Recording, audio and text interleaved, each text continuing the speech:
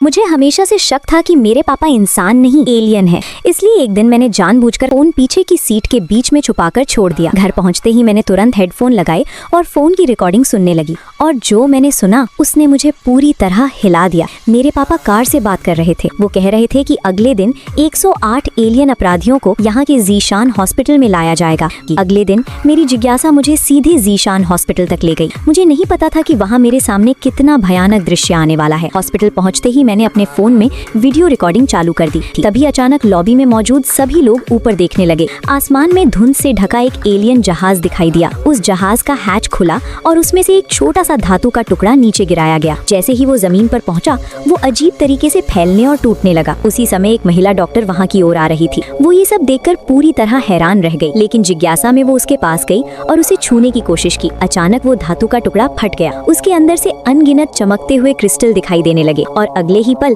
उन क्रिस्टलों में से एक तेज टेंटिकल बाहर निकला। डॉक्टर डरकर भागने लगी, लेकिन अब बहुत देर हो चुकी थी। उस टेंटिकल ने सीधा उसकी गर्दन को भेद दिया। फिर कई और टेंटिकल बाहर निकले। एक एक करके सभी लोगों की गर्दन में वे घुस गए और फिर वे सब लोग वहीं खड़े रह गए और अपना सिर झुका लिया। हॉस्पिटल के हर कोने में यही दृश्य दिखाई दे रहा था। ऐसा लग रहा था जैसे हर टेंटिकल पहले से जानता हो कि उसका शिकार कौन है। एक पुरुष डॉक्टर अलमारी के अंदर छिप गया, लेकिन वो भी बच नहीं सका। टेंटिकल ने उसे भी ढूंढ लिया। अब मुझे अपने यहाँ आने का फैसला गलत लगने लगा था। कुछ ही देर में जिस हॉल में मैं खड़ी थी, वहाँ भी कई टेंटिकल आ गए। वे हर जगह हमला कर रहे थे। कोई भी उनसे बच नहीं पा रहा था। उसी समय एक पुलिस ऑफिसर कुर्सी पर सो रहा था। अचानक वो जागा, लेकिन अब बहुत देर हो चुकी थी।